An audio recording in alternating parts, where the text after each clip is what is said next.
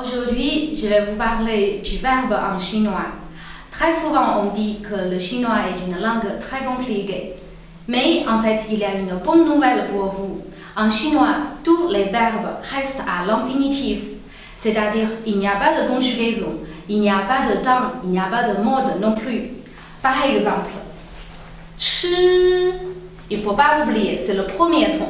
Ça veut dire le verbe manger. Si je veux dire je mange, 我吃，我吃，我 c'est le sujet je. Donc, c'est toujours le verbe 吃 à l'infinitif. Si je dis 你吃, tu manges, c'est toujours 你吃. Et puis, il ou elle mange. 他吃，他吃. Et maintenant, on passe au sujet au pluriel. Nous mangeons. 我们吃，我们吃. Et puis, vous mangez. Faites attention, ici, 你们, c'est vous au pluriel, mais pas vous, la formule de politesse.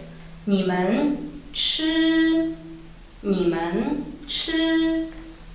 Et puis, il, elle au pluriel. 他们吃，他们吃. Vous voyez, le verbe 吃, c'est toujours 吃. La forme, elle ne change pas selon les sujets différents. Est-ce que vous avez bien appris le verbe 吃? Tout à l'heure, nous avons vu que le verbe 吃 ne change pas selon les sujets différents. Maintenant, on va voir toujours le verbe 吃 selon le temps différent. Ça reste toujours à la même forme.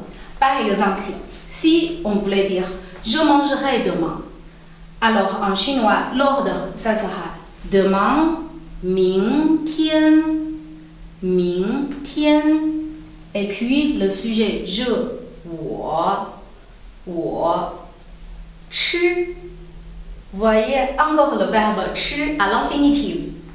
Ou si je voulais dire je mangeais hier, je dis d'abord le mot hier, 昨天, et puis le sujet 我.